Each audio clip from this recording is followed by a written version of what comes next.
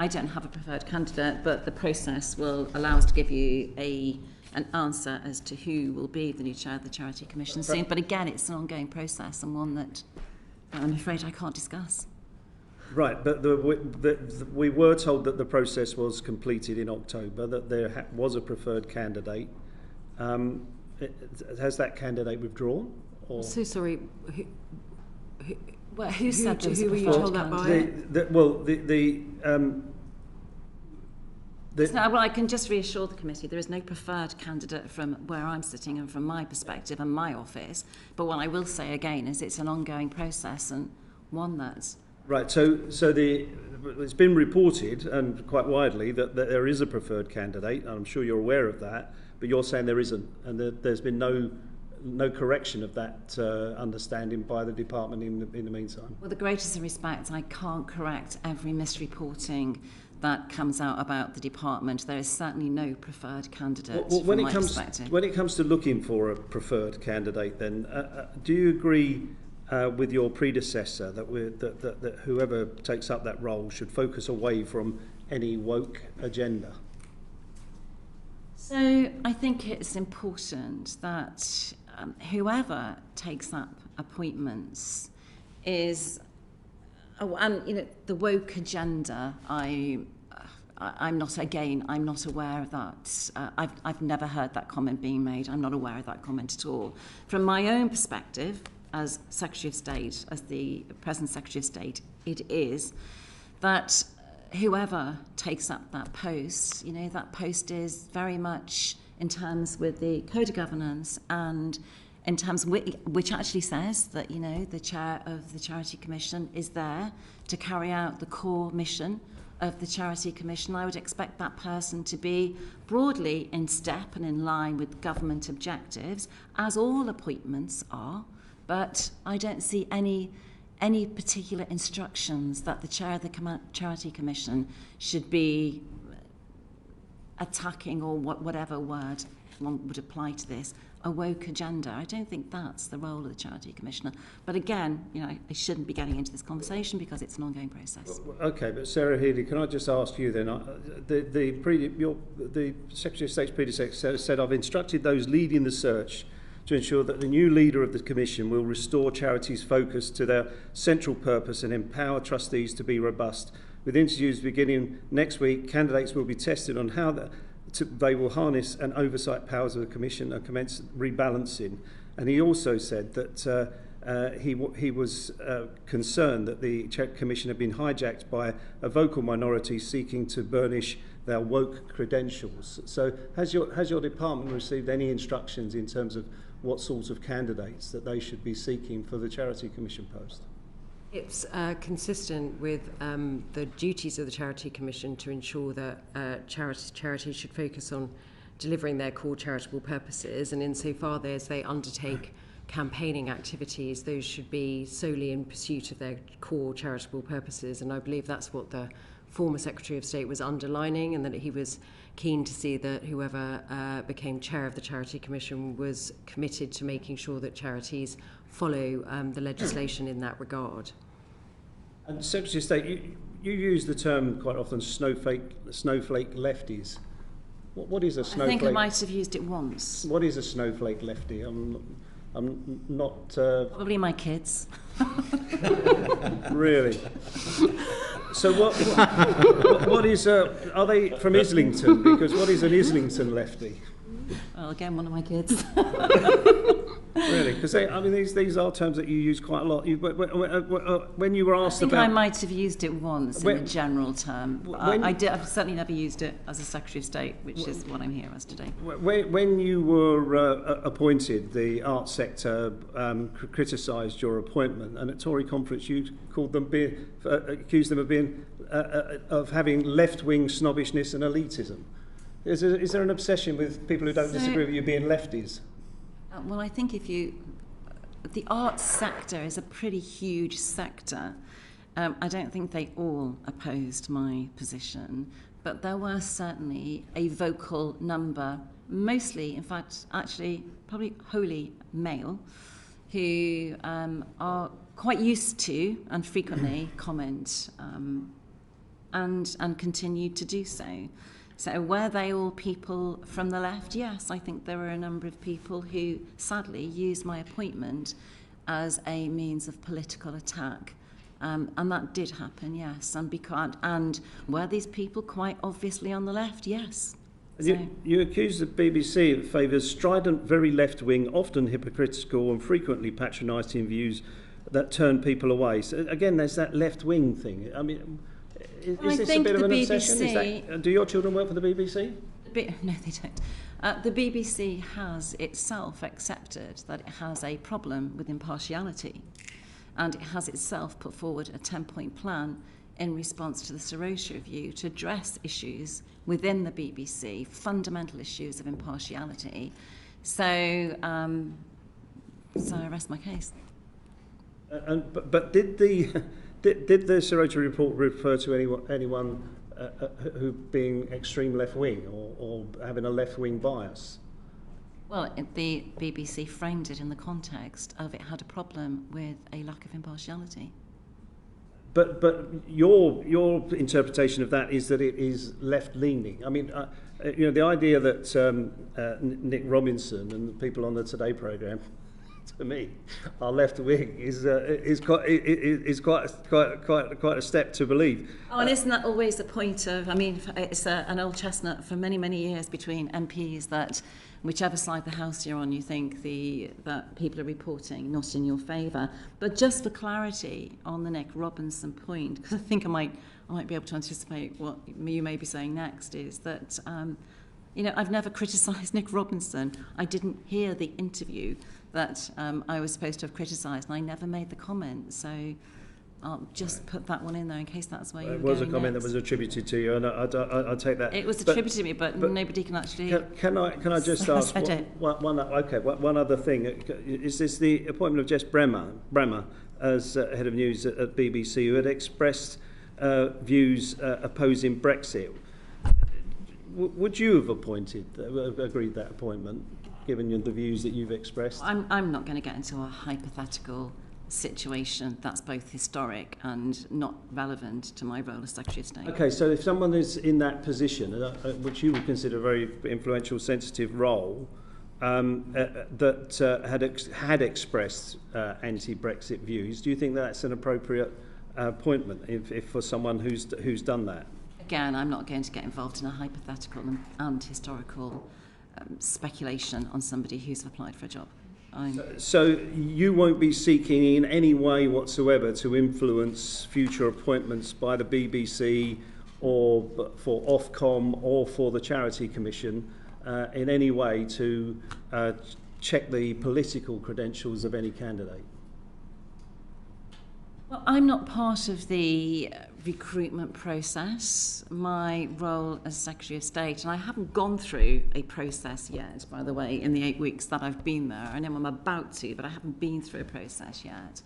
But my responsibility finally is to sign off once the process has been and due diligence has been done and interviews have taken place by a panel which includes an independent member, which is in accordance with the Governance Code for Public Appointments, which is overseen by the Public Appointments Commissioner. My role then is to sign off on a final candidate, but I don't get any involvement in that process along the way in terms of the due diligence that you're speaking about. Okay, I'll leave it there, Chair. Thank you. Just to check something in terms of timings here. Just interesting what you said with the no preferred candidate in terms of the Charity Commission. Sarah, we've been holding a date on the 9th of December for that appointment, and we needed to have those documents, by the 2nd of December, which is 6 working days. And the Secretary of State has just said that she's actually not gone through the process yet. So why are your officials effectively holding us to get us basically to hold a date when clearly you're not anywhere near the appointment? Because interviews have taken place and the process is ongoing, and we've given you a date that we anticipate we'll be able to meet. I should clarify, what I've not done yet is gone through the process of signing off a successful candidate who's been through. Okay. Yeah. So you've got the candidate. I understand you will not discuss that. That's absolutely That's absolutely I haven't correct. actually gone through the process of yes, we accept this candidate. Yeah, that's not something I've done. So we can still expect that particular date, can we say? We have no reason to believe that you shouldn't be anticipating using that date. Okay, thank you. Alex Davis Jones. Thank you, Chair. Thank you, Secretary of State. Thank you, Ms Healy, for joining us today. Serious concerns have been raised about the impact of any changes to the licence fee settlement, Secretary of State, specifically on regional broadcasting. I'm obviously specifically worried about Wales and the impact that it will have there, especially as S4C, S4C are being included in the negotiations for the first ever time this round. What steps are you taking to ensure that regional content is protected going forward? So, thanks. And I do appreciate how important S4CS is. And I know how popular it is in Wales. And I know how much the Welsh MPs love it. And so I don't want you to think that I don't. I know it's a small station. But it's very important in terms of its Welsh language speaking. And I'm aware of that. In terms of the licence fee settlement with the BBC, I just want to let you know, fully understand your concerns, very aware of them, can't discuss what are ongoing discussions with the BBC at the moment, but I want to reassure you that I'm very aware of your concerns and where you're coming from. Okay, thank you. Hopefully when you can discuss them, you'll be able to come back and we can question you on the settlement a bit further then. Now on to Channel 4. Channel 4 contributes £20 million of GVA in Wales and it supported over 200 jobs in 2019. The £77 million of investment they've made in Wales over the last 10 years goes to support small production companies such as Chawrel in North Wales. They provide local jobs, SMEs in Cardiff. Whatever you decide in the consultation, will you require a private owner to maintain the same level of investment in Wales? Well, I can't actually speculate on that at the moment because I haven't even made a decision about whether we're going to go to that position yet. So, as you said, the consultation is ongoing. We had, I think it was 60,000 responses to the consultation. The department has a huge number of responses and detailed responses as well to the consultation. So the department is working hard and fast to get through that consultation process. Once it does so, we will then, obviously, I will take that, and that's going to be a big body of work, into consideration. But there are a number of issues that I have to consider before I make the decision over the future of Channel 4. And perhaps when that, and again, I hear your concerns. And it's very important that actually both devolved administrations and actually this is one of my issues that, Channel 4, it just doesn't broadcast to London and it's UK-wide. And so that is something that I am very aware of in everything that I do in the department. It's not just about London, it's about 60 million people as well as the 6 million people in London. So I'm very aware of that. And I just want to reassure you that's very much an ethos in the department now. But I can't discuss what's going to happen to Channel 4 in the future because I just haven't made my mind up. And I'm happy to answer questions on, why I think it might be needed, why it won't be needed. I'm happy to do all that, but I can't actually discuss a decision I haven't made yet. Thank you. Thank you, Chair. Thank you. Yeah, on that point, why do you think it might be needed and why you think it might not be needed? So again, what is the situation with Channel 4 moving forward? Well, I can't look at where we are today with Channel 4, which I know is in a very good, sustainable position. Can't look at where we were yesterday. But what I am interested in is how is Channel 4 going to survive in the future? And, it's actually both fascinating and interesting how rapidly both the broadcasting and the digital landscape are evolving and changing. Fire Sticks, Amazon Prime, Netflix, all of that landscape is going to move very quickly as we move even further forward. And, is Channel 4 sustainable today? Yes. How much of its digital content comes from, I think it's 17% of advertising on its digital platform, its digital content. That's not sustainable for a channel moving forward. So there are a number of things that a number of issues that I'm going to have to consider moving forward. Now, and I know, sorry, no, you I was going to say, I mean, clearly, you'd probably, I hope you'd have read the report that we did into public service broadcasting. Areas such as, for example, looking at the digital footprint of Channel 4, the idea of what we termed a sort of super BritBox, if you like. Do any of those ideas in relation to Channel 4 and the sort of wider public service broadcasting landscape, do any of those sort of appeal to you? Yeah, so actually the report is in the mix, and thank you for the report because that's in the mix with the considerations. You know, I made a point recently when I gave evidence to the Joint Committee on the Online Harms Bill that, you know, this my portfolio particularly is a very wide and deep portfolio. It's huge. And I see very much, you know, the findings of this committee, the findings of the subcommittee, the Joint Committee, very much is kind of teamwork, because it's sometimes when I sat on a select committee, I felt as though the report just went into the ether. But actually in DCMS it's not the case, because some of these issues are incredibly important, and particularly when there are commercial interests like Channel 4. So the report that the committee produced will be in the mix as part of the consideration making, and certainly informing me as to what we do. And all those ideas are interesting. The recommendations are interesting and will go into the mix of the considerations.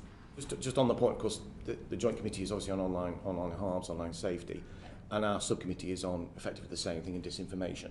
This was the report that we produced. No. So things like I was using that prominence, as an etc. example in team working moving forward and the portfolio in general. It's the reports on something as important as the future Channel 4 will play a role in my decision making. Was there any particular point, I mean, you've obviously been very complimentary about the work of the committee in that regard. Is there any part of that report which you read, which you thought, yeah, actually that's a really interesting idea to explore? I read it 8 weeks ago, and the one thing that does, and it was the summary because I had a lot to catch up on 8 weeks ago, but one of the issues I think you highlighted in the report which struck me was the concern about independent commissioning of independent content.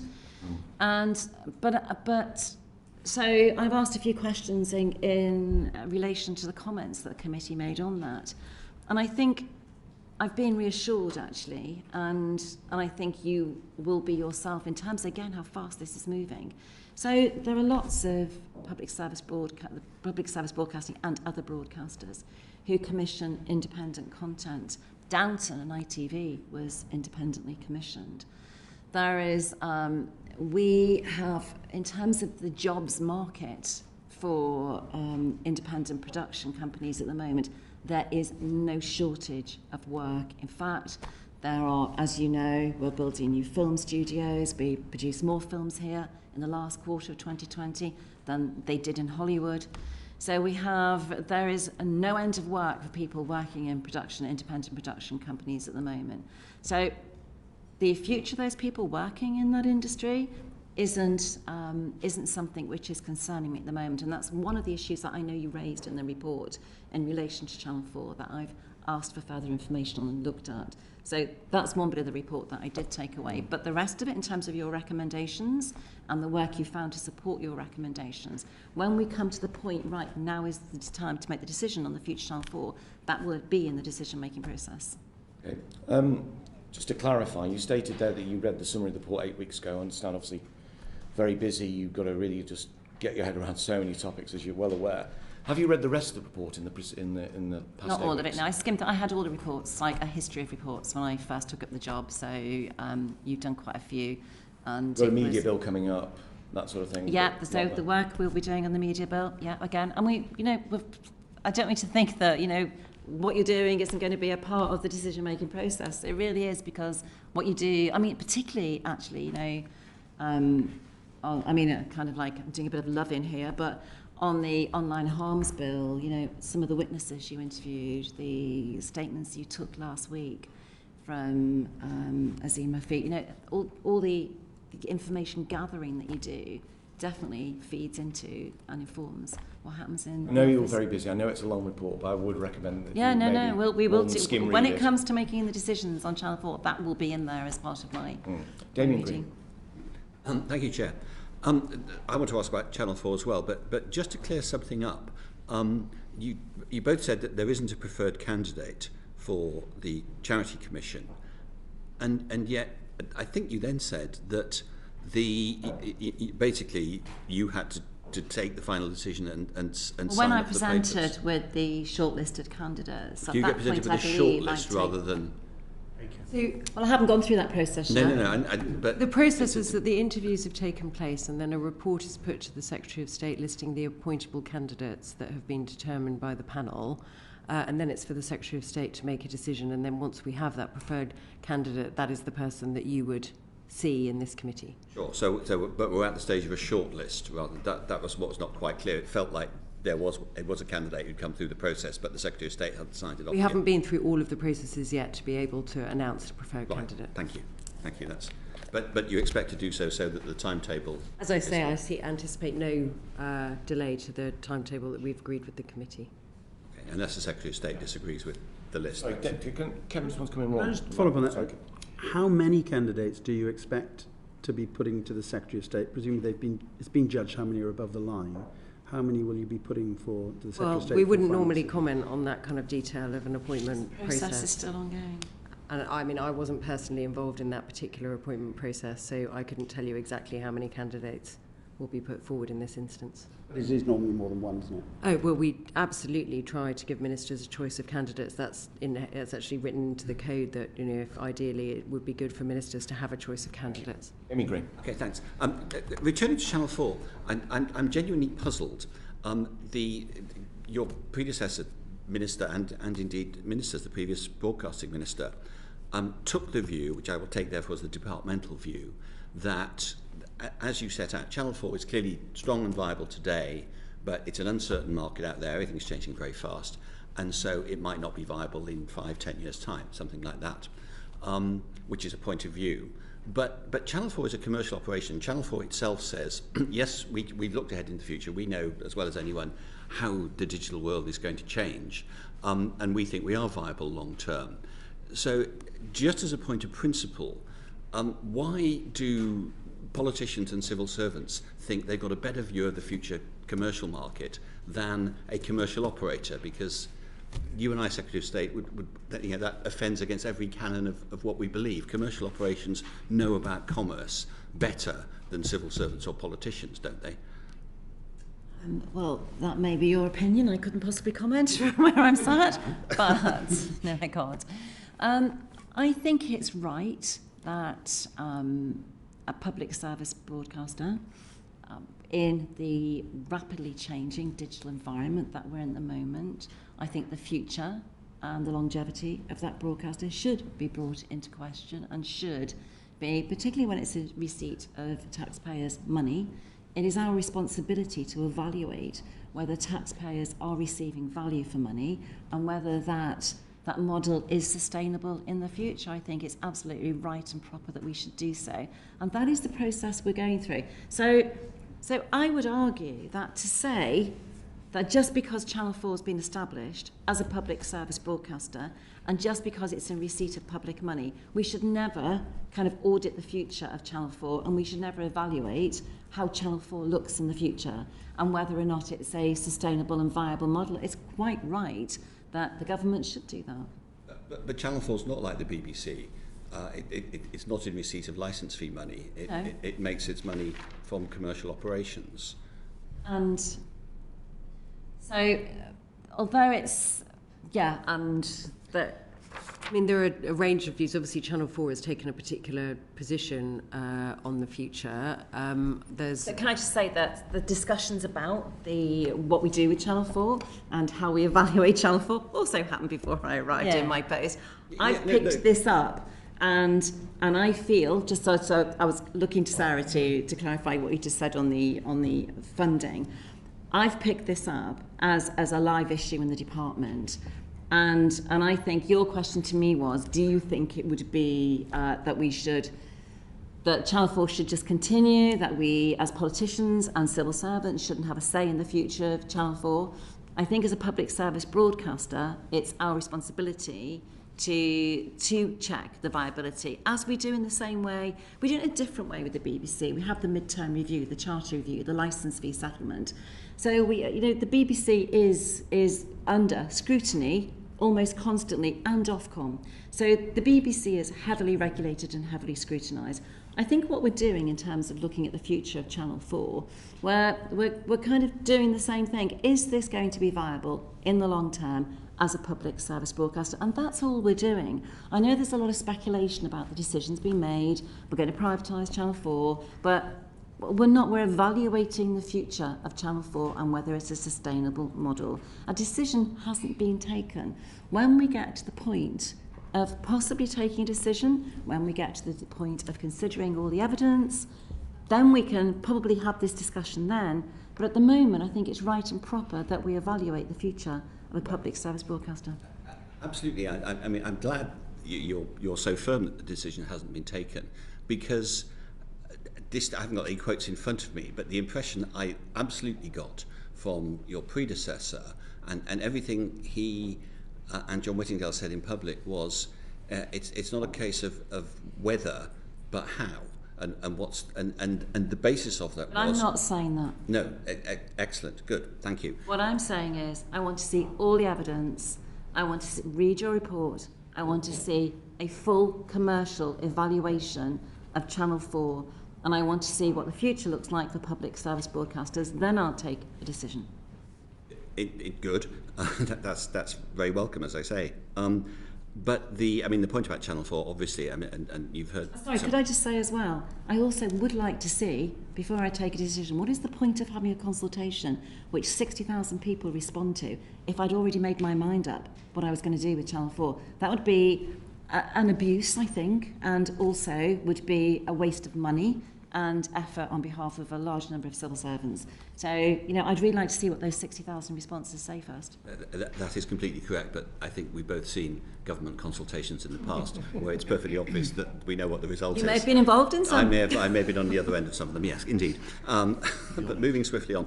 But the point about Channel 4 is absolutely, it's a commercial operation. It doesn't receive licensing money. It doesn't get taxpayers' money, as it were. It makes its money from advertising. So what I meant was public money through.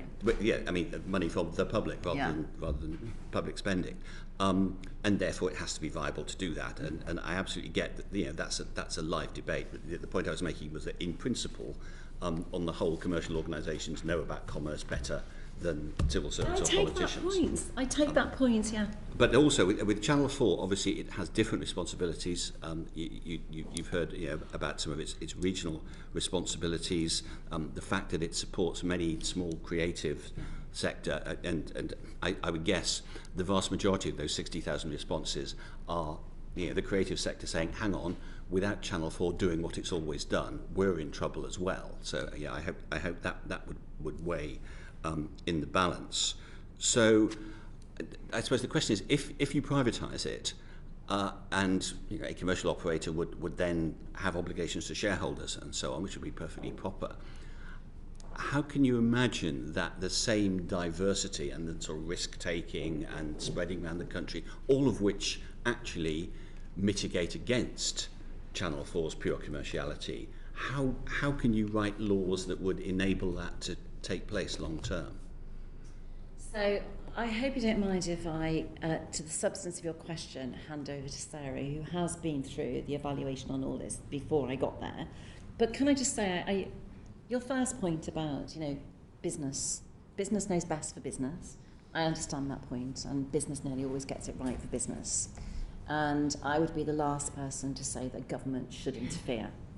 But we're not talking about solely a business, we're talking about a public service broadcaster, so is slightly different. It's not just a commercial organisation, it has a public service broadcasting remit, which we as a government have a responsibility to evaluate and audit. So I just want to make that clear. And again, actually, to Alex's point, yes, I understand, and that is very much an ethos that I have, and I understand your concerns about regions, and it's very much an ethos. Within 24 hours of arriving in the department, I've kind of put my stamp on the department on this. It's about, the department is viewed through a lens of being very London-centric. And that's because, not the department's fault, but many cultural organisations, such as the headquarters for various cultural arts, creative industries, are all based in London. It's very important that the perception from outside, it's seen to be that we are as equally concerned about the regions as we are about what happens in London. And I take Alex's point about SLCS to heart, because I'm very aware of it. I'm also aware of what happens regionally too. But I'm going to ask Sarah to give you more substance to that answer, because she's, I think they will have been, in part of in getting ready for the consultation process within the department, may already have been through these questions. So, I mean, I don't actually have very much to add to the Secretary of State's response on remit.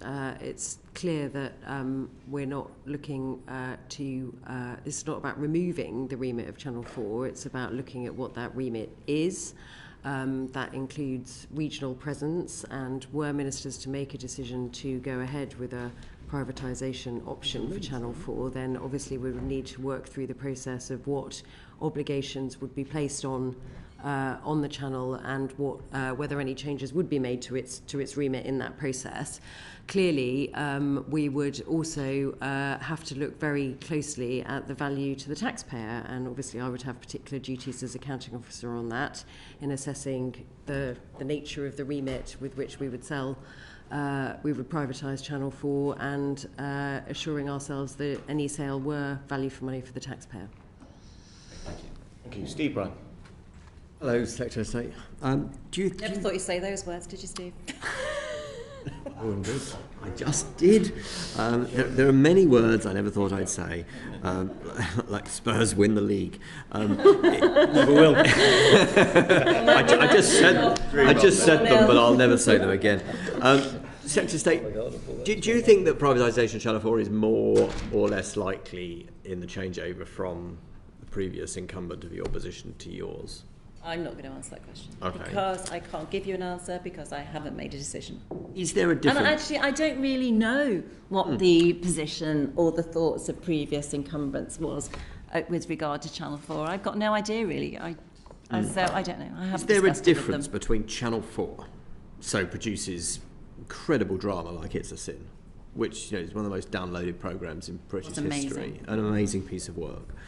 Is there a difference between that Channel 4 and Channel 4 News? Well, there's a difference between, Downton Abbey and News at 10. There's a difference between Strictly and BBC News. So, yeah, the two completely different outputs and different content with an editorial team, with different editorial teams. You know why I'm asking, because the criticism of Channel 4 is that Channel 4 News is the Guardian on television. And, when was the last time you appeared on Channel 4 News? When was the last time any of you, the current cabinet, appeared on Channel 4 News? Does Channel 4 News cloud the judgment of the whole channel? So, interestingly, Cathy Newman has asked me numerous times to appear on Channel 4 News. I've just chosen not to. So I choose not to appear on news, but that's my personal choice. So it's not like I haven't been asked. I have been asked. I just don't like doing news. What sits behind that personal choice? Because clearly, I don't do any news, so right, unless I'm absolutely forced to. So I understand that. Interesting.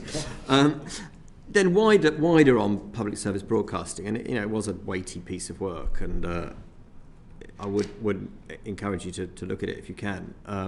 What are your ambitions for the wider public service broadcasting? The wider whole idea of public sector broadcasting, the idea that my constituents and your constituents can be sent to prison for not paying a licence fee. In a multi-channel, multimedia, diverse media and entertainment market, where one part of that market is taxed. We're taxed to pay for it.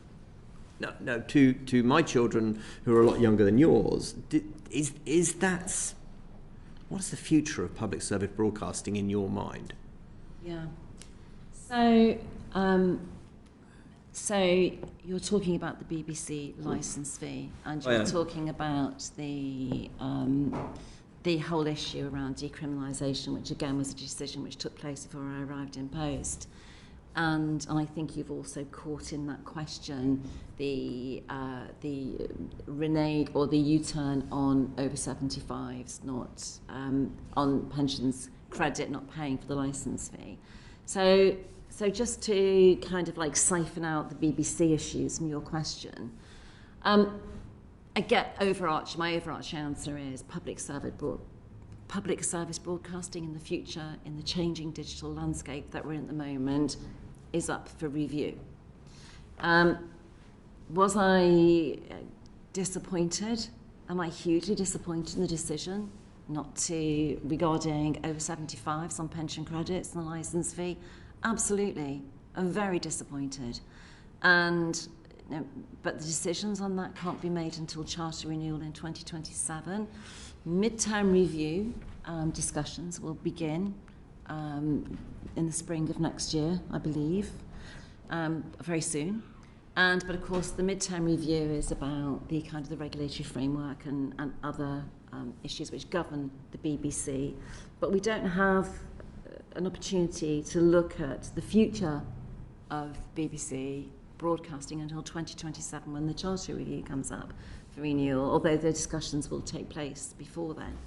So I think between now and then, between now and 2027, there will be that landscape that we talk about that we can't see at the moment. We're just working on what's coming down the line at us. We're working, on gigabit and other means of people being able to get technology into their homes much faster and with much more ease. And who will use that and what will they use it for in terms of entertainment? These are quite kind of ethereal conversations that we're having at the moment because it's something we can't see, but it's something that we know that the tech world must be working on in terms of entertainment. And Netflix is just an example, an early example of where that may go. And I think it's quite serendipitous that the charter renewal doesn't come through till 2027 because I think by then we will be in a place where we'll have a much clearer view of what the future looks like for public service broadcasting. At the moment, we're kind of on the foothills of how does that look? How is it going to change? But I think we'd all could be accused of being dinosaurs if we said here and now it isn't going to change and everybody can just carry on doing what they're doing and they're all going to be fine because everybody is going to carry on going into their house and switching on to news at 6 on BBC or whatever it is on a news at 7. I think if we all said that, we could accuse of being dinosaurs, frankly, because we know that there are huge changes coming. So, and were you disappointed on decriminalisation decision that the government took? Well, that happened before I arrived in the department. Yeah. So I don't. Would you make the same decision? We have. I mean, the issue. Secretary of State. Yeah. Would you make the same decision? I would think very seriously about making a decision like that, frankly. So what's your personal view? I think very seriously about before I came to that decision. Yeah, I'm going to ask Sarah to nuance this because they're a very good, and the department just didn't take that decision, I don't think, lightly. I think there was a huge amount of soul searching before that decision was taken.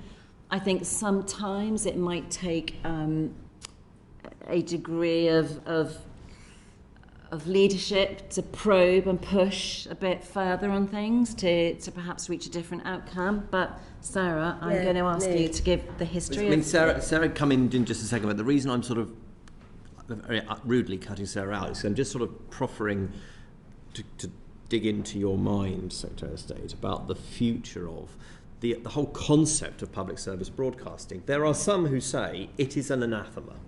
It is an anathema now, let alone in 6 years' time. There are some who say we should leave it alone and put our fingers in the ears and leave it alone, which is what you're saying we can't do, and I would agree with you. And I'm just wondering, in the unlikely event that you are Secretary of State in 6 years' time, bearing in mind you are the 10th in 10 years, there is a churn within this role, that is a matter of fact. I just wonder where your mind is between those two positions, anathema, finger in ears. Where would you say you are? Again, I would just repeat what I've already said. I think we're at the foothills of change. I think that gigabit broadband is going to open up the up-and 5G, and actually we're even moving on, already discussing moving on further, into supercomputing and moving even further up than gigabit. And I think that just opens up massive opportunities for what people can have streaming down into their homes. And there will be tech entertainment companies and others who will be working right now on how they maximise what is going to be national gigabit broadband coverage, how they're going to maximise that, how they're going to make money from it in terms of producing content to be streamed into people's homes.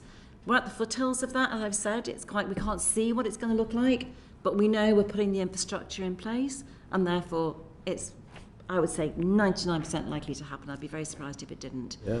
And within that context, part of it is, right, we need to tread carefully and see what's happening, but the other part is we need to look at public service broadcasting. How is it going to compete, and how is it going to survive in that future environment? Thank you. Sarah, I didn't mean to cut you out. No, but that's please, fine. Please do, I mean, please do. all I'd say is to underline the fact that obviously we conducted a review on decriminalisation of the licence fee, and it remains open to ministers to take to decide to proceed with that. But as the Secretary of State set out, the actual kind of fundamental changes to the licence fee are not possible until the point of charter review in 2027. Steve, you got more questions? Yeah, I just while I've got the floor, because time is tight, I just wondered if I could ask you, Secretary of State, the Brit Awards, which I attended this year and last, made an announcement yesterday that they're no longer, for next year, going to be doing Best Male, Best Female.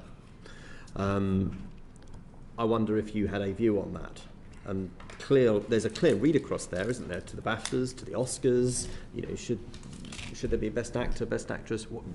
What's your view on that award decision by the Brit Awards yesterday? I think that's. So I have to say it's the first I'm aware of it, but I think it sounds quite a sad decision.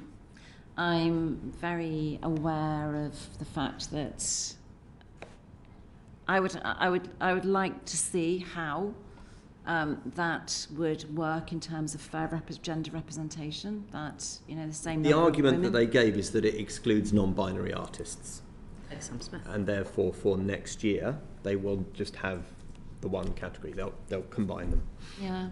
So again, I can't give an opinion on that because it's the first, you know, Right. hearing it from you is the first I've heard about it.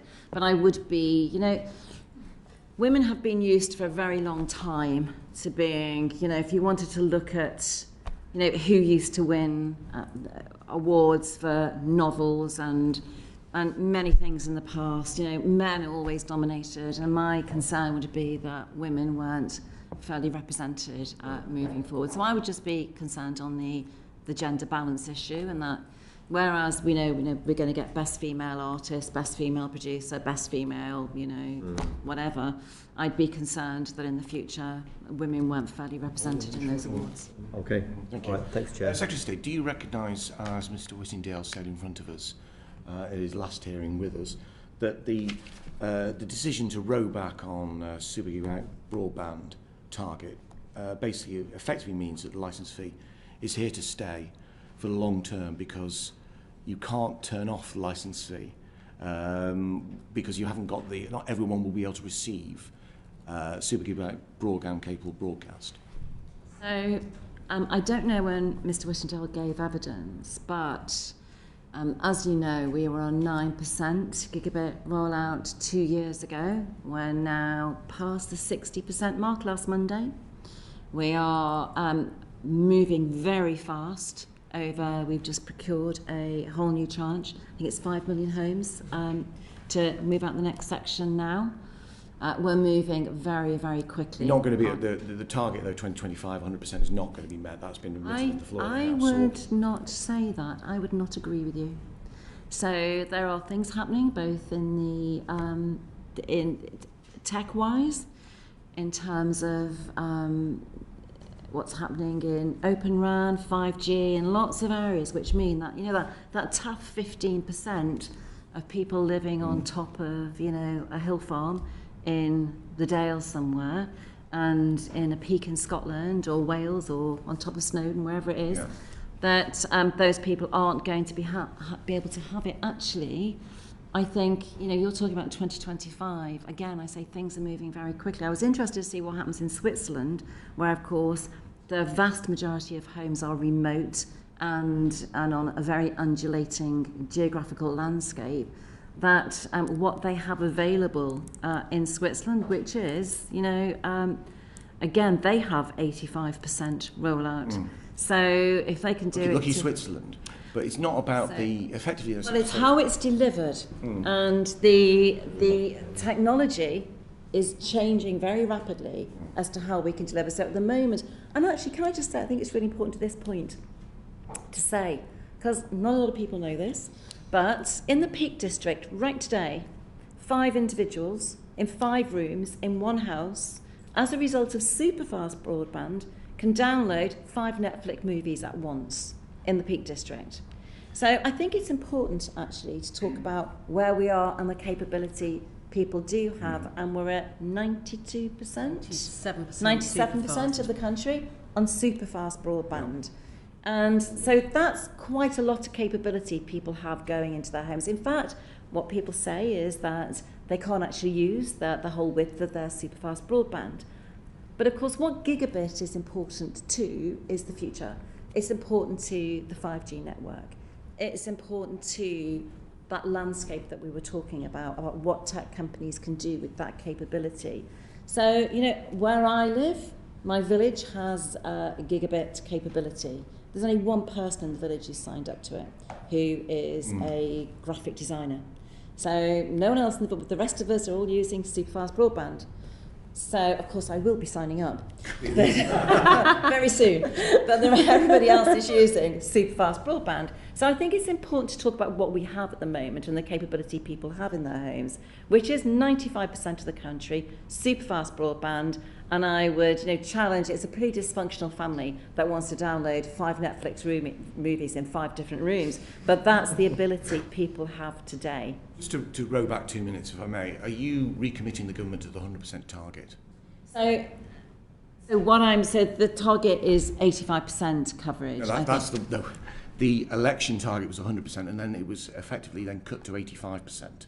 That is our ambition. It's your ambition, okay. Our ambition. Because you did say that you were wrong and that actually you thought there were 100%. No, it's our ambition to have gigabit broadband in as many homes as possible, as fast as possible. That is our ambition. We are, of course, hampered by the number of hands we can get into shovels and the number of skilled people we can have with telecommunication skills. In fact, I think Minister Lopez recently went to visit a new training school. I think I'm opening a new training school. We are opening training. Providers are opening training schools as fast as they can to get people in to skill them up on the telecommunication skills. Getting people on shovels to actually put the trenches in the ground. That's where it's not that we can't go fast enough, it's that the workforce to be able to deliver gigabit broadband across the country to 100% of homes is one of the issues, as well as the geographical location of some of the homes. So it isn't that the government doesn't want to get 100% broadband. But we promised it. It was an election promise. Okay. Julie Elliott. Thank you. And I just want to comment on that. Please don't forget dark spots in city centres where it is not all just rural uphills where people aren't connected. In this building, for instance, we don't have brilliant connectivity. Yeah, and actually in some blocks of flats that are owned by, where a landlord is in the Cayman Islands and, the provider's trying to get in and not getting a response. Industrial estates, private. But we're doing something about that. That's Please don't lose sight of it. I want to go back to public service broadcasting, and particularly Channel 4. Hugely successful, profitable company. If the decision is made to privatise, how are you concerned, or is the department concerned about some of the commitments to public service broadcasting, loss-making programming such as news and current affairs? Is there any concern as to how that will be kept if it is privatised? Haven't even evaluated that because I haven't made a decision. But it's not about making the decision, it's about how do no, I haven't actually done. So I'm waiting for the consultation to close, and it's closed. I'm waiting for the evaluation of the consultation, which will be given to me in a report. I'm waiting till I've got that evidence, and I'm waiting till I've taken other evidence, which includes your report in detail. I'm waiting till I have all of that information before me, and as part of that evaluation, that will be considered because that will go into the decision-making mix. So there's a couple of other things that if the decision is to privatise, how will you ensure that if Channel 4 is sold or privatised in whatever form it's done, then 2 years down the line it's sold on again, how will you make sure that commitments to public service broadcasting are kept? Well, I'll ask Sarah to answer that question because I haven't got to that point of evaluating that, but I'll ask Sarah. This goes back to the answer that the Secretary of State gave earlier about the remit of Channel 4 and obligations that we would place on any purchaser, which would obviously But it's a purchaser one would down the also line. kind of depending on how you put those obligations on, they also follow on to any future purchaser of Channel 4. So the remit of the broadcaster is the issue, and as I said earlier, this is not, I think ministers have been clear, it's not about removing the remit, it may be about reviewing it. And would that be, if you go down that line, will the government ensure that commitments to public service broadcasting will be maintained, whoever owns it, 1 sale on, 2 sale on, 50 sales on, So if we look at privatised I mean, ministers have been that's clear the that their intention is that Channel 4 is sold as a public service broadcaster, so that's what the obligations would need to make clear. And if we look at the numbers of, we've talked a lot about regional programming in Wales, but there's actually also a lot of jobs being moved to the north of England, to around the Leeds area in particular. What commitments will the government be looking for if privatisation happens to keep those jobs in those areas? So again, that's a hypothetical question for me because I haven't got to that point yet. You haven't got to the point of making the decision. No, I haven't got to the point of waiting for the report from the consultation, looking at the evidence, reading the Select Committee's report, speaking to many organisations and people involved, and then we will that will be part of the evaluation process, and it will be fully considered, and the impact of privatisation will be considered in the context of the move to Leeds and what's happening in Leeds, and that's obviously a very important issue, because what is also important to me is the fact that it has moved to Leeds and it is out in the regions and it's not in London, so that's an important consideration, but it's not one that... down south, but we'll let that off. To you. Up north to me. So you will consider that at Yes. that point? It'll absolutely be evaluated. Thank you. Thank you. Simon Jupp. Thank you, Chair. Good afternoon, Secretary of State. Thank you for joining us. I'm really concerned about the state of local journalism. As a former local journalist myself, I mentioned at the start of this meeting, I worked for the BBC and ITV in a previous life. Nowadays, many local newspapers have closed. Those that are left have a skeletal staff, maybe one person running a newsroom. Very difficult to keep on top of local stories. One of the things that needs to be protected, in my view, is BBC local radio and television services. I'll use an example, recent example from yesterday. BBC Essex, the local radio station for that county, covered the memorial service of David Amos in a minute-by-minute coverage. It was impressive and can't be done by any other broadcaster. A commercial operator simply wouldn't do it. And that's the role that these services can provide if done well. And I have Radio Devon and Spotlight in my patch that hold me to account, and that's valuable. It's a bit weird being the other side of the microphone nowadays, but it's important. Yet, whenever the axe is wielded at the BBC, it's the services closest to those who pay the licence fee that always seem to face the salami slicer first. In your discussions with the BBC about the future of the corporation, how much is local radio, local television featured? And what are your thoughts on, in any discussions about the future policy, the future framework of the BBC, protecting those services that can't be provided commercially? So, thank you. I don't know if you're aware, but I wrote an op-ed recently on the importance of local journalism because you're quite right, local journalism plays an important role, not just in, you gave a really sad example of David's funeral, but there are many people within society who actually depend on their local newspapers, their local TV channels to know what's happening locally and to know what's going on in their community. And they're a really important, cohesive element of local communities and what happens, even on a wider basis in local regions. And so it's incredibly important. And just, to put historically into context, just in case you're thinking, oh, well, you wrote that op-ed because you came into this job and you thought it was the right thing to do. I remember a number of years ago when I was probably a fairly new backbencher in my first few years, the BBC, and I can't remember the exact contents in which they were doing it, were actually, I think, doing something which was going to really crowd out local newspapers online in terms of dominance from BBC content.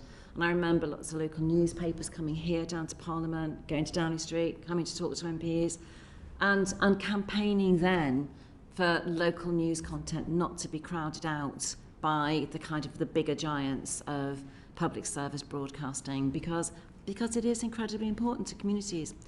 So I think we've done quite a bit. You've asked a specific question. I can't talk about what we're doing in the discussions or what is being discussed. Does it feature prominently in your discussions? So I think the best way for me to answer your question is slightly similar to the way I answered Alex's question. What happens at a local level, regional and local level? Moving it out of London is really important to me, and it's part of the ethos within the department. So I think the best way for me to answer your question is to reassure you that regional and local news is certainly very important. We all know... You have an opportunity through these discussions you're having with the BBC to say to them that the service is closest to those who pay for them, those that aren't already in London, those that are based in places like Plymouth, in Bristol, Southampton and other places, should be protected because they are closest and reflecting the communities of which pay the licence fee in the first place. Surely that must be featuring in your discussions with the BBC. It very much features in our discussions and ongoing discussions. Obviously, I can't talk to you about what we're discussing at the moment, but very much that features. Local news, local television actually features very much as part of the discussion. And isn't it sad that, you mentioned about local papers coming to Westminster many years ago. I would love to know how many of those local newspapers still exist. Well, actually, it's interesting because the one I was campaigning for has since gone. So. And local newspapers in my region have closed in the last couple of years as well. Well, we know, so this is one of the... So sustainability of the press and local news is an issue which is something I think is incredibly important.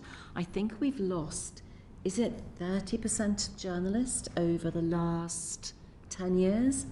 So I think, journalism as a career, news reporting as an important function of society is obviously against what's coming down, via the online platforms such as Facebook, which kind of is competing in terms almost of, carrying news and information.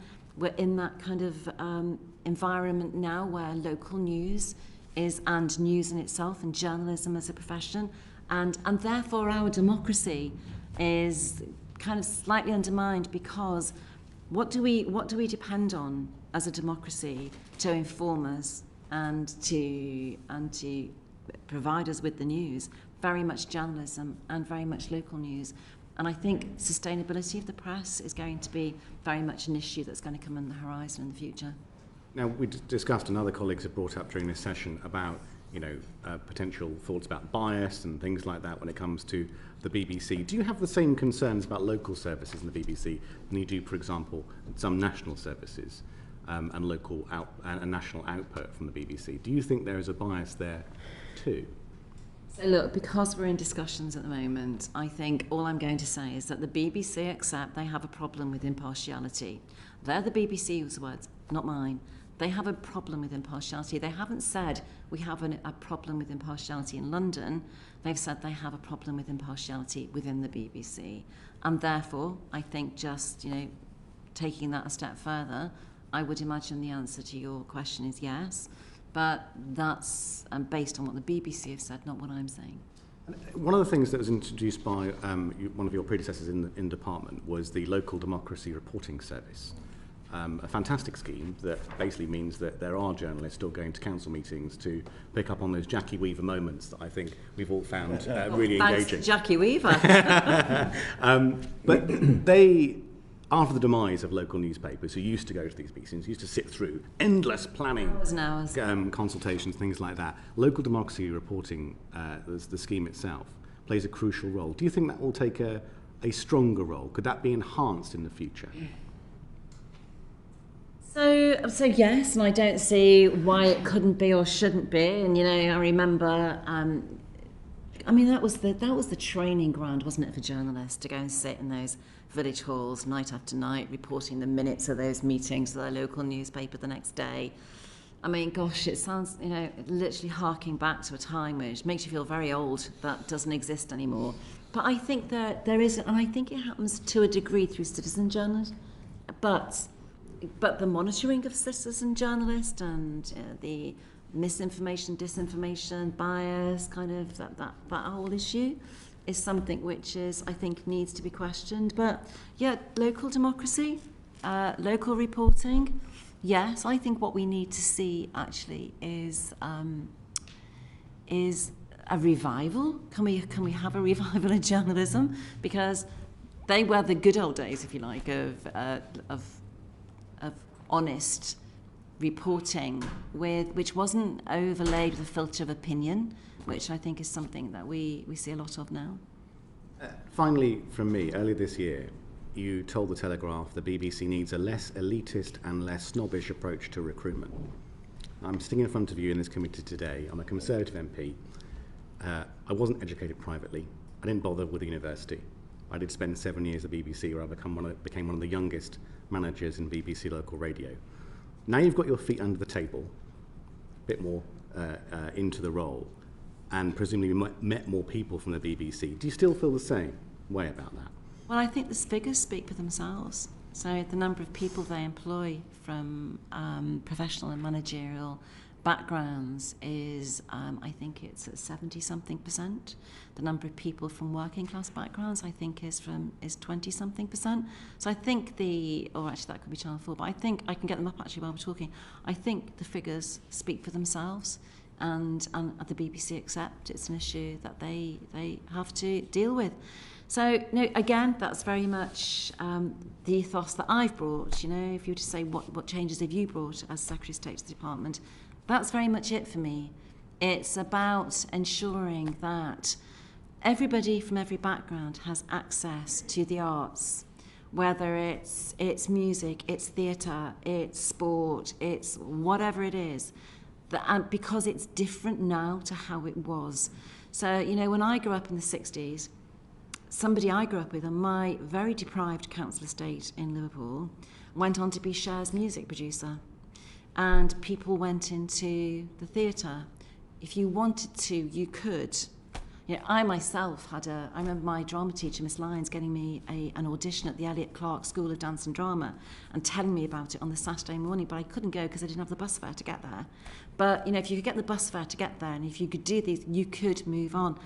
The kids from where I grew up now would never dream of being a journalist. They wouldn't think there was an opportunity for them theatres to them are not places that they go to. Equally with museum, with any element of the creative industries of the arts, they just don't think they're open to them for the opportunities of employment or enjoyment.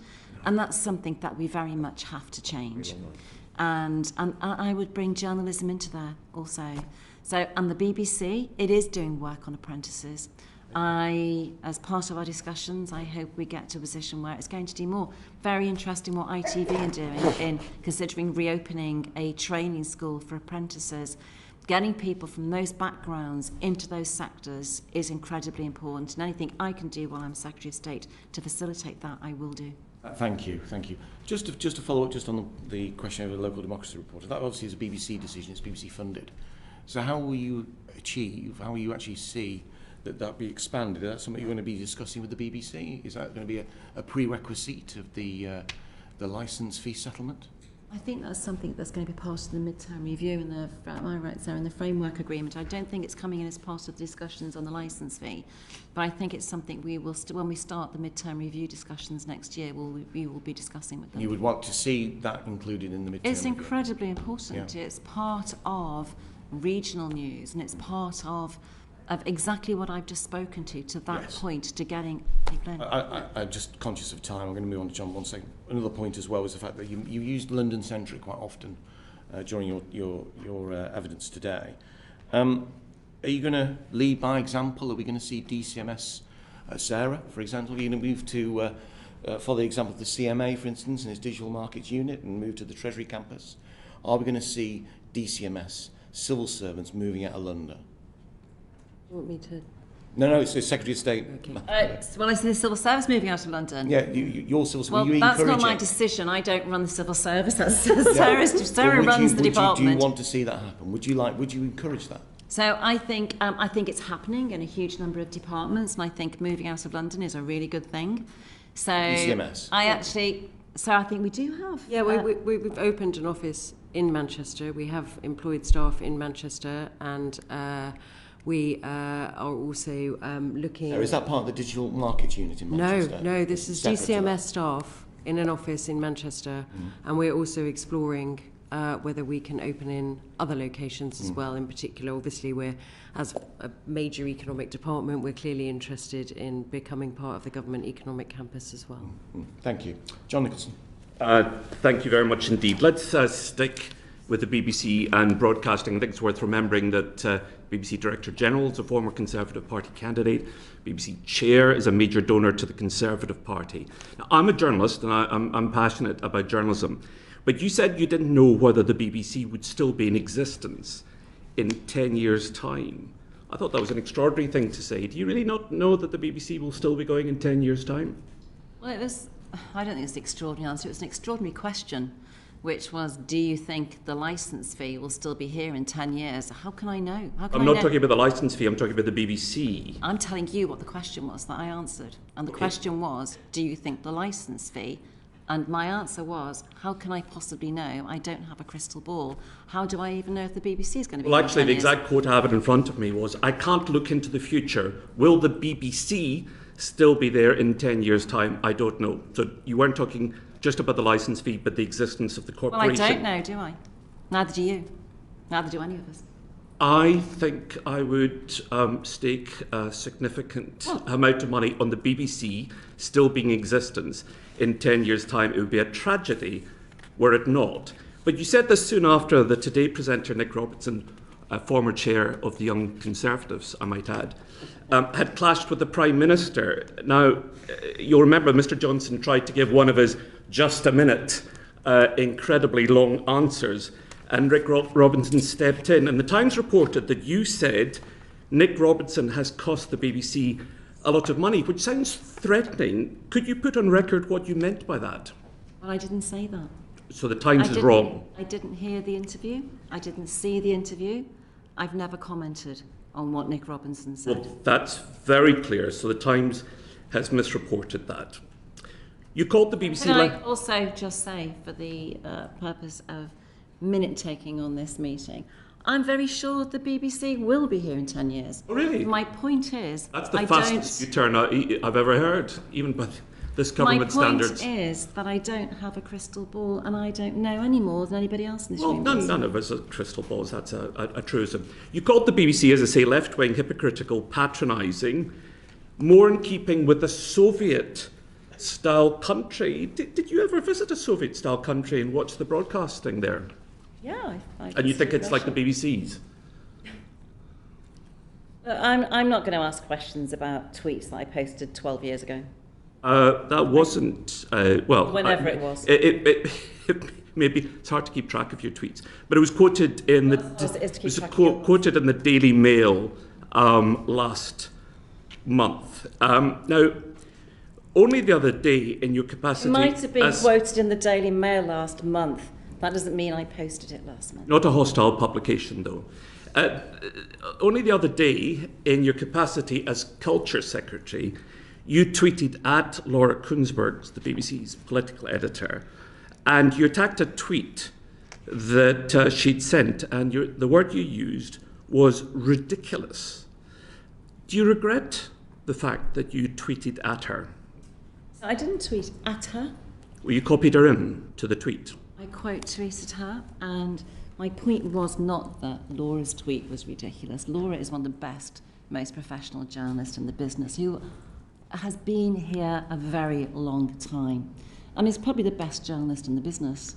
What I was commenting on, but I realise that some people don't have the ability to interpret a short number of characters in the way that they're intended, which is actually the reason why I deleted it, and it is because what I was saying was that the message she had been sent, which she was quoting, was ridiculous. Not that law is ridiculous, but the message that she was quoting was ridiculous.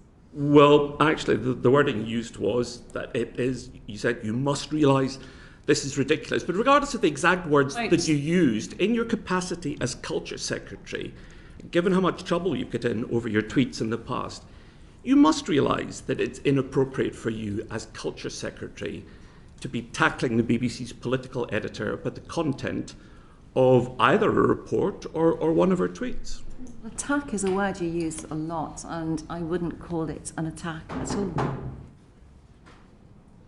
All right, you called everyone who works at the Daily Mirror, presumably both women and men, bottom-feeding scum.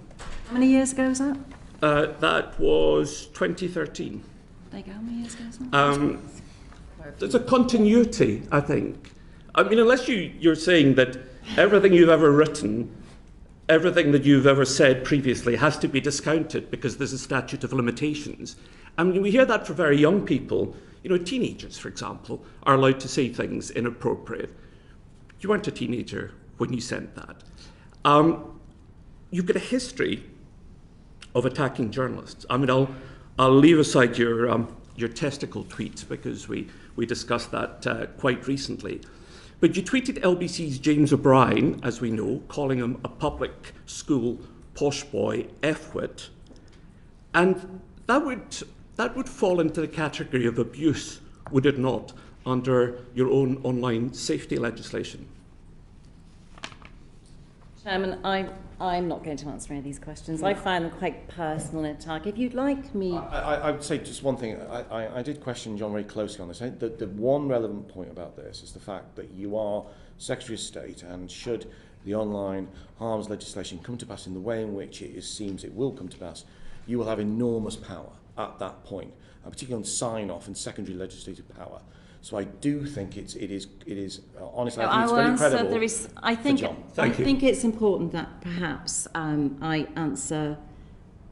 The reason Mr. Nicholson is quite right. He asked me about the journalist tweets in the past, and I will answer that for the purpose of this committee.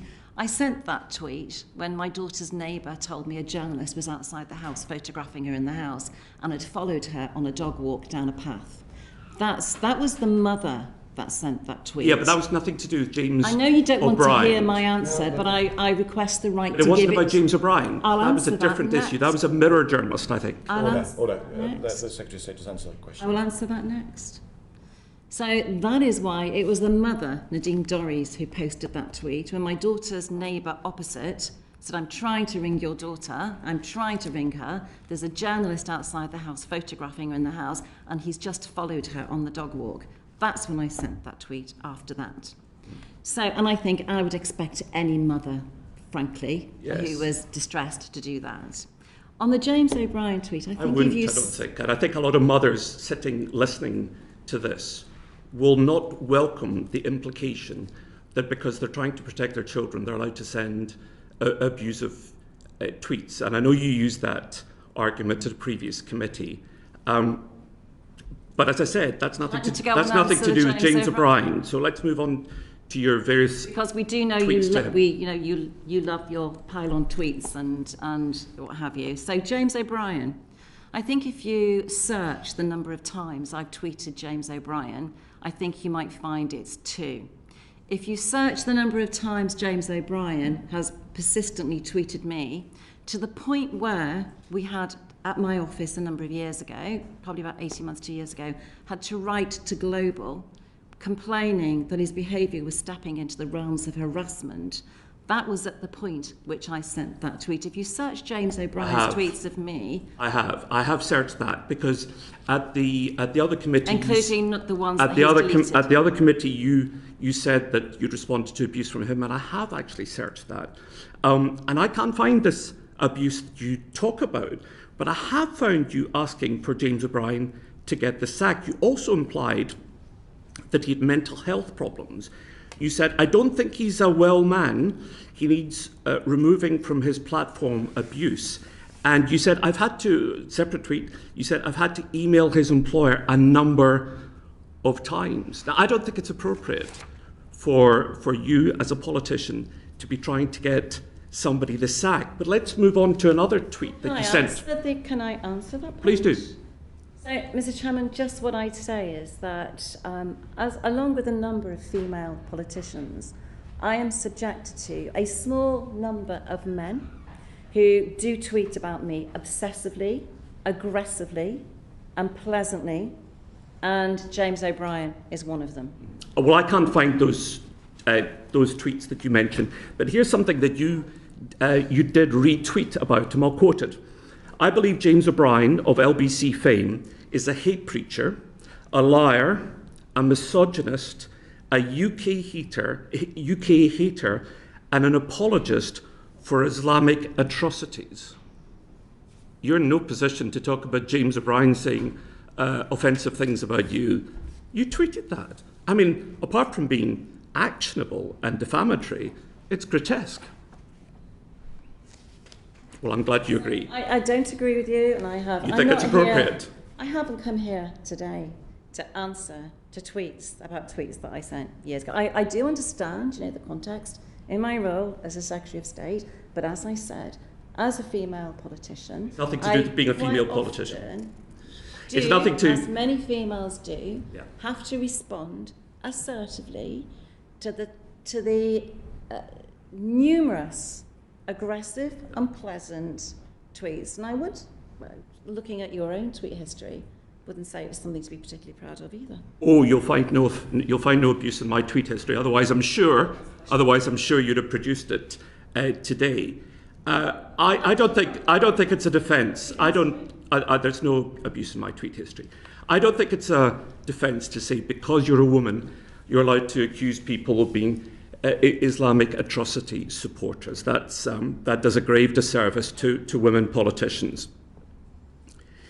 I suppose my point is, quite apart from the fact that you hold enormous power in this current role, do you think it's appropriate that somebody who behaves so consistently in an intemperate way should be in charge of online safety legislation in the way that you are going to be, because you have a pattern going back many, many years of saying things that are inappropriate, tweeting things that are inappropriate, and often deleting them? I'm not going to answer that question. That's nothing to do with my role as Secretary of State or DCMS. Well, I think it is. Chair. Thank you. Kevin Brennan. Thank you, Chair, and welcome, Secretary of State, and congratulations on your appointment. You were talking earlier on about, which may have resonated with a number of people, about the need for those opportunities that were once there in the arts and in culture to be available to working class kids today. And my brother's experience would be very similar in that he is a professional actor, but he got his first opportunity through getting a discretionary grant from his local authority to be able to attend drama school. Would you support that kind of initiative to bringing back those kinds of opportunities through local authority funding to help talented working class kids to get into some of these top drama schools who these days often require a fee just to do an audition? I think that's really important. How do we do it? Do we do it through local authority grant funding?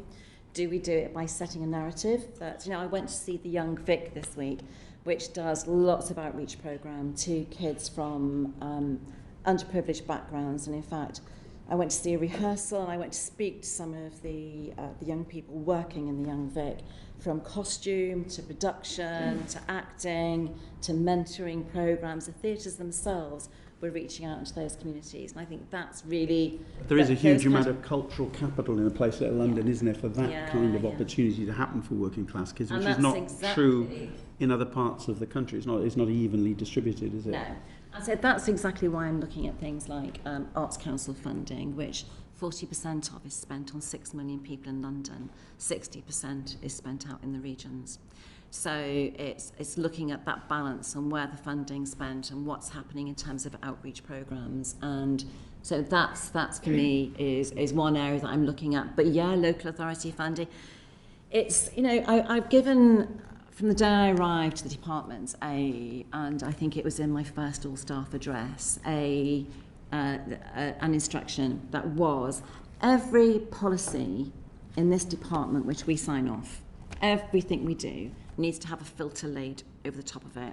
Does that help children, young people from socially deprived backgrounds to be able to access the areas of the department that we are responsible for, which includes both art, culture, theatre, digital, everything? Are we doing what we can to facilitate that? Because to me, that's what levelling up is about. It's about people. That sounds very welcome, but of course the proof of the pudding is in the eating. Would you, commit to either coming and making a statement to the House or coming and before this committee to lay out, once you've had a chance to get your civil servants come up with the plans to achieve real results of that kind? And I know it doesn't happen overnight, but to show how you're going to do that. Would you commit to come forward with some kind of clear plan how you're going to do that? Yeah, we're actually discussing that now. Sarah, have you got obviously we're contributing to processes on levelling up going on across government, but also the Secretary of State has asked the department to work up how we can contribute to her goal, as well as thinking about it in everything that we do. So I'm sure we'd be happy to talk to the committee about it in future. Can I ask you, have you had a chance to look at this committee's report on the economics of music streaming, which was concluded earlier this year, and do you agree with the committee about the need for action to help musicians?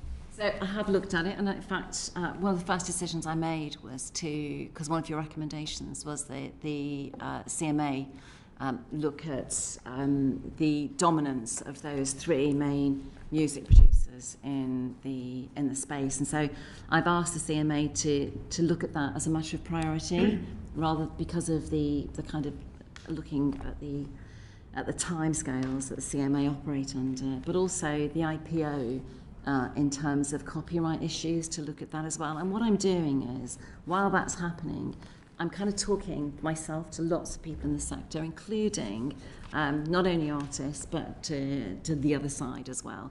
And in fact, I met a number of representatives just last week on behalf of artists and musicians. I'm quite shocked by some of the stories that they tell, in terms of, Diana Ross is still gigging to make money.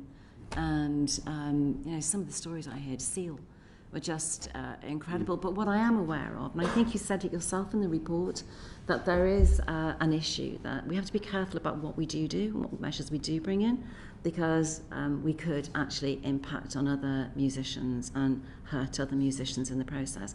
So we're looking very carefully at that, at what we do and how we do it, whilst the IPO are doing their work, while the CMA are doing theirs. We're also doing work within departments, and we've told the CMA to prioritise this recommendation in the report, and we'll see where we get to. I'm glad that you've met with some artists, because often secretaries of states only get to meet with the big, umbrella bodies and so on. Would you be willing to meet with the Broken Record campaign, who run by Tom Gray? He's a fellow Merseysider, so you might have something in common there. Who's from Gomez, as well as the Musicians Union and the Ivors Academy and so on, to discuss their perspective on all of this, because I think sometimes it feels as if perhaps government doors are not as open to them as they might be to some of the larger players in this area. Would you be willing to meet with them? Absolutely. And if you want to arrange that through the department, very happy to do it. In fact, I think they may already be in the system for a meeting arrangement. Well, can I just say, Mr. Chairman, do you have points of order in select committees? Yeah, of course. And Mr. Nicholson told me he never tweeted abuse. Having been the former Minister for Mental Health for 2 years, I do take objection to him in 2017 having tweeted that I was unstable. Well, could I find that highly Chair. This is but he asked for evidence, so I thought I'd present it. That's been put on the record. We're in a very limited time. Kevin Brennan. And then I wonder if I might just pursue my line of questioning. I'm sorry, Mr. Brennan, but I was asked the question, so I thought I should. And I'm sure that there'll be plenty more tweeting later on. But I just wanted to get to some policy substance. It obviously is what I'm driving at, and I'm glad you've made that commitment to meet those representatives.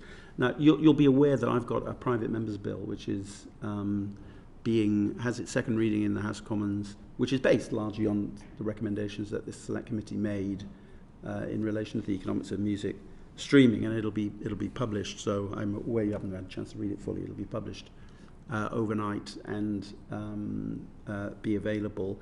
And the government so far indicated it's not inclined to support any legislation in this area at this time. I acknowledge it hasn't ruled it out entirely. But will you undertake to have a look at the bill when it's published? No, I'm aware. I am aware of it. I'm aware of your bill. And to be a champion for musicians, songwriters, and other creators in the time you have in that role, however long or short that might be. We've discussed the lifespan of secretaries of state, but are you prepared to commit to the you might committee? Be disappointed with me. I might be here for a while. Well, if you become a champion for musicians, songwriters, and creators, and you produce far more opportunities for working class children in the arts and culture, then you won't have any argument from me if it's more than a one-night stand, which I'm afraid that's what it's been from the government for the last decade or so, as far as being Secretary of State. Honestly, I totally understand that, and I totally get that, and I know that your commitment to, I'm aware of your commitment to both musicians, struggling musicians, and those musicians who are not being paid, and I'm aware of your bill. And happy to look. I'm happy to give you time on this because I should declare my interest when I say secretary. I know we began this at the beginning, but I am an author, and I actually really understand the concept of being paid for content. And because I'm quite lucky, my books sell quite well, and I have no complaints. But I'm aware of many, because I also, work in that field, I'm aware of many authors who struggle incredibly both to be paid for their content and to sustain the right amount of ongoing royalties and payments they are paid. I know it's a different world, but the principle is the same, and I'm very aware of it. So I'm really happy to give you time on this and talk to you about this. I'm grateful for that. Thank you, Secretary of State. Can I just ask you, Sarah, I'm sorry, this is slightly offbeat. Sorry, order. Just to specify at this point, Sarah Connolly has joined us as Director Security and Online Harms at the Directorate. I should say then, DCMS. So I should say Permanent Secretary rather than Sarah in that case, if there are two Sarahs in front of us. What do you think of yourself as part of the blob? and do you own a Peloton exercise bike? I mean, on a serious point, what did you make of what Paul Dacre said about you to the press following his withdrawal from the appointment process for chair of Ofcom? I think the only thing that I would say in response to that question is that I'm really proud of what everybody in DCMS does to support ministers. I think they're an incredibly professional department. I think they work exceptionally hard. They're very, very committed to what they do. I know that that's how the Secretary of State feels and how the former Secretary of State felt about the support that they I was going to ask, do you agree with that, Secretary of State? So, can I just say, for the record, Sarah and the civil servants of my department absolutely 100% support for Sarah. Can I just say that I think that comment about Sarah exercising on her Peloton, which is the subject of many jokes in the department, there are many male permanent secretaries and who went for their jog each morning or for their cycle ride or walked their dog. Nobody has anything to say about that. Do you think Paul Dacre is a misogynist then? Okay. Order. Sorry, Kevin, we're going to have to move on from there. There is such a thing as, obviously, they would probably be described as mammals, wouldn't they? The male permanent Secretary of States who are going cycling.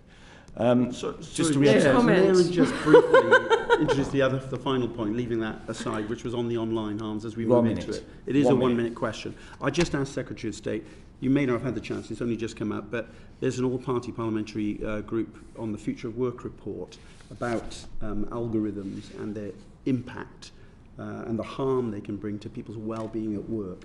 And I would just ask if you would undertake to make sure that you get familiarise yourself with its recommendations and perhaps incorporate some of them, if you can, into your thinking on the online harms bill. Okay, that's not a question, but okay. Well, Alex Davis-Jones. Online safety bill. You've mentioned yourself this morning that you have been a victim of misogyny, targeted harassment, abuse. We know that women and girls are subject to this on a daily basis. It's horrendous. You're in a position of power now, and as a victim of this yourself, what can you do as a solution to stop this happening and to protect women and girls from this atrocious abuse online? So I think if you look at the online harms bill and the measures we're taking in terms of, so there are 3 buckets to the online harms. Protection of children and young people is the most important. That is absolutely kind of the fundamental, has to be right element of the bill, protecting children and young people.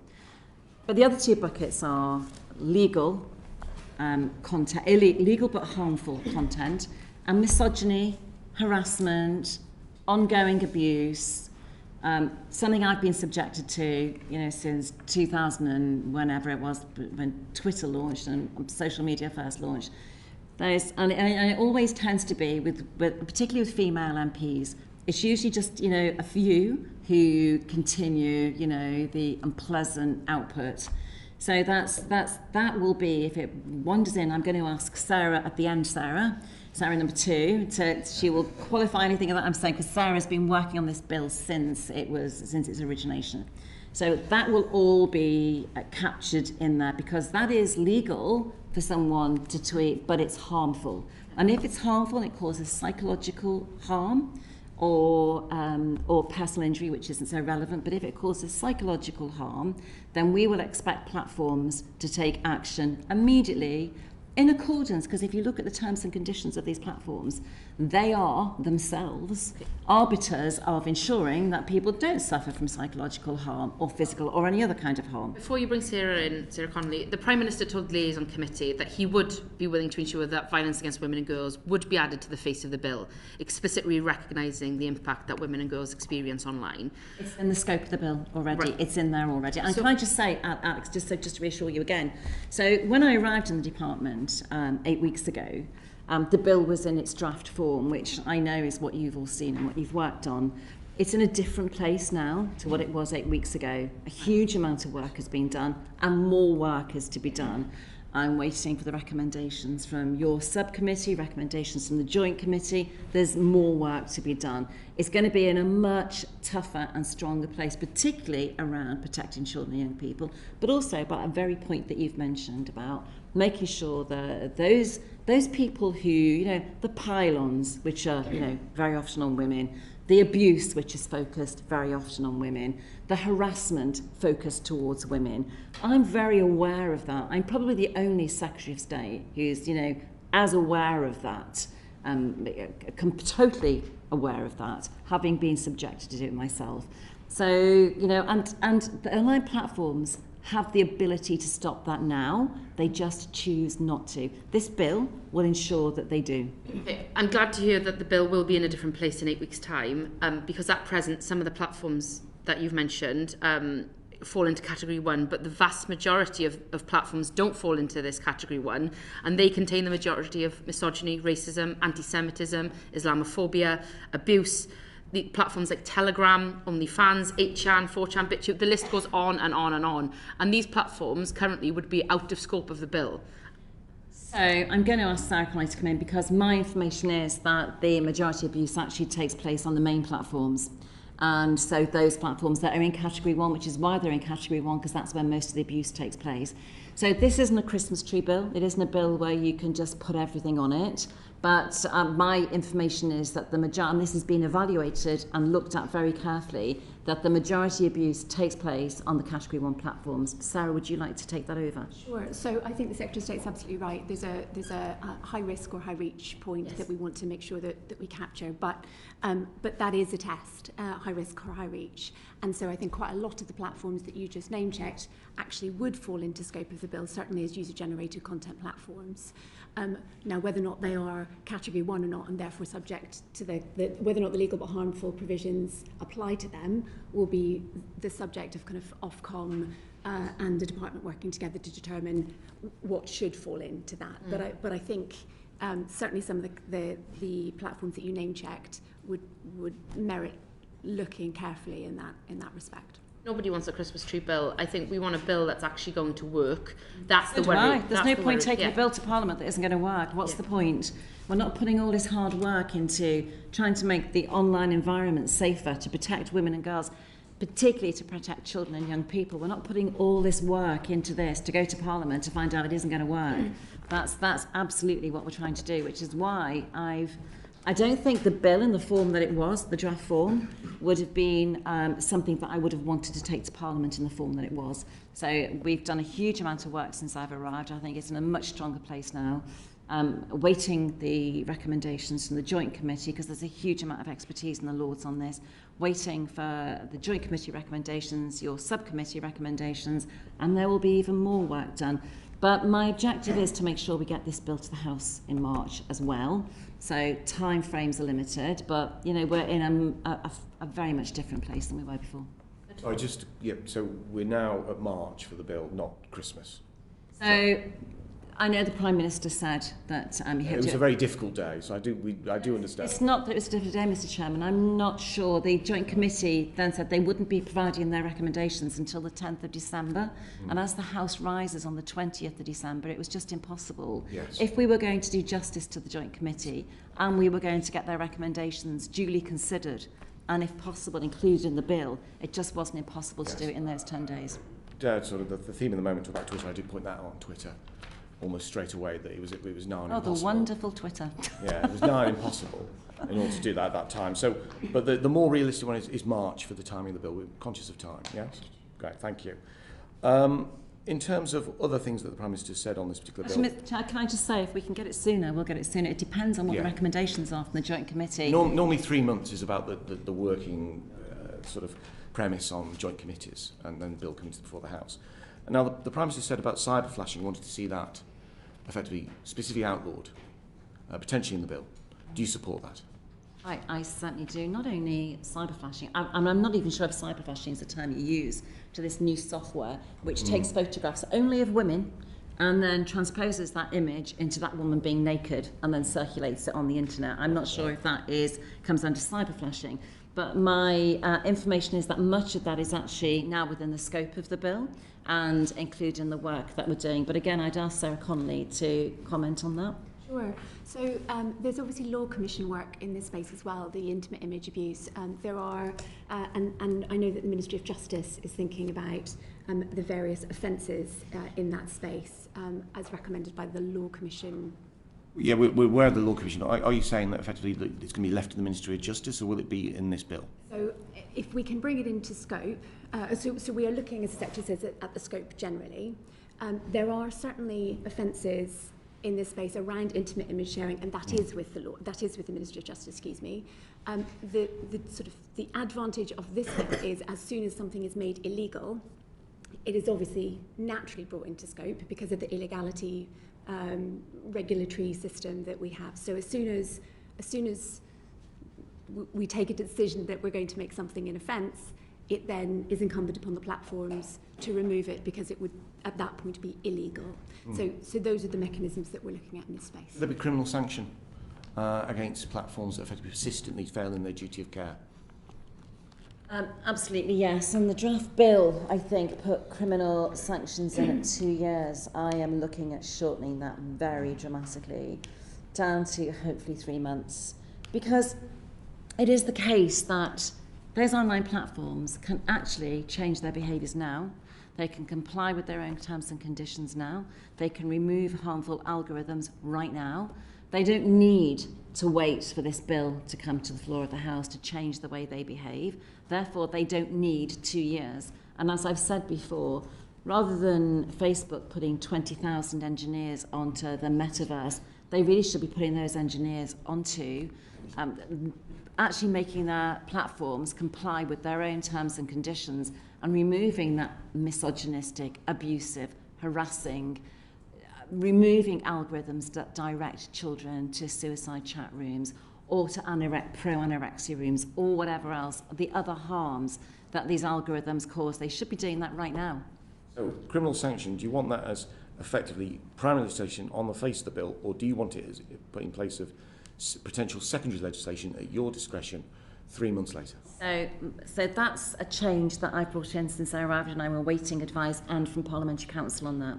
So we're looking at that. You're looking at primary and not just secondary I wanted to be on the face of the bill, when it comes to That's really helpful. Thank you for that. Just in terms of scrutiny, ongoing scrutiny of the bill, we only got a few moments, so we'll try and deal with this as quickly as possible. We know that you stated in front of the Joint Committee that you thought there was going to need for an ongoing presence as such.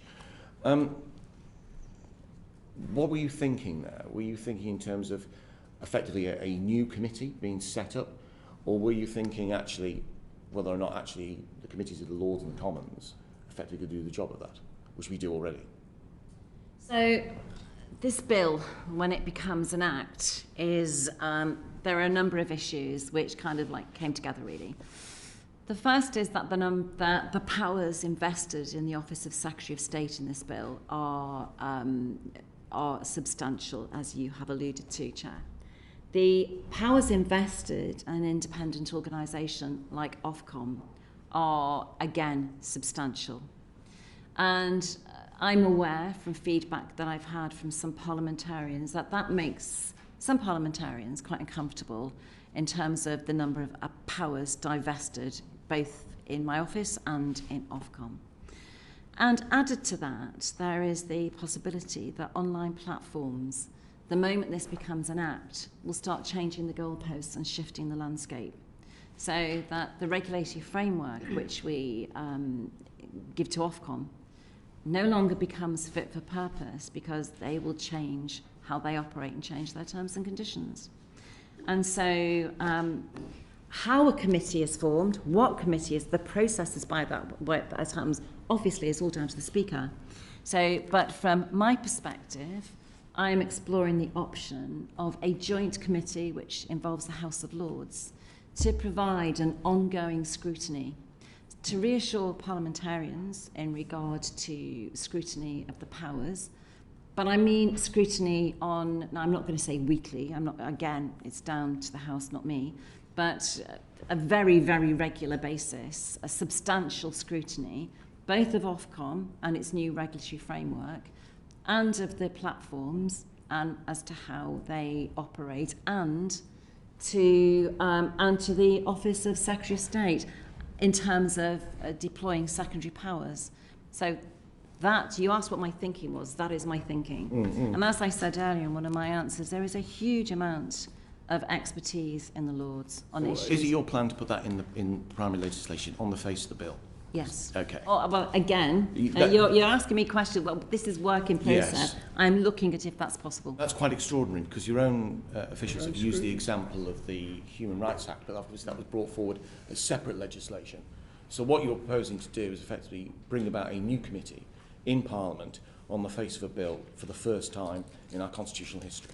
Well, this bill is nothing if it is not novel and groundbreaking and legislating for a sector and an environment that has never been legislated for before in terms of monitoring online platforms. So I want to pass it over to Sarah Connolly, sorry. You've got 1 minute. I think I'm correct in saying actually the ISC is on the face of legislation. I think it was brought in 1994, and then the... No, but it's not a parliamentary committee. Yeah, it's completely different. It's a parliamentary committee.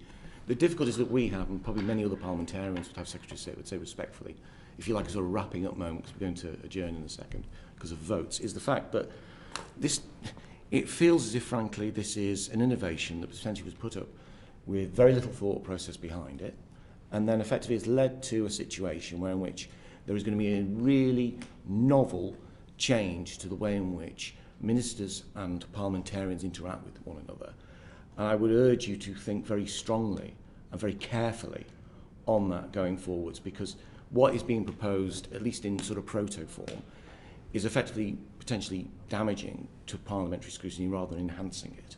And that's something which my committee feels the same about, as do I have to say, speaking of the other place, the noble Lords would think about that. So I'd like you to take that away today, and maybe perhaps we can discuss that offline at a later date. Well, I absolutely happy to discuss at a later date. I'm not someone who's going to resist change because this isn't something that's not been done before. And resist it, though, if it's not democratic, though. Well, I think it's more democratic to have it. I mean, this doesn't take away from what this committee does or the scrutiny that this committee applies, or indeed your subcommittee. It just it's just a platform to harness also the expertise in the House of Lords and to provide an ongoing, regular scrutiny of the bill once it becomes an act, and is there as a permanent watching brief on the behaviour of platforms. You mean like a select committee, like a parliamentary select committee? Well, it's permanent a joint watching committee. Parliament, if you get to set your Okay. list. We're just about to have votes, so I'm going to adjourn now. And the bell goes at that point. Thank you very much, Secretary of State. Thank you very much, Sarah Healy and Sarah Connolly, for your evidence today. Order, order. Indeed.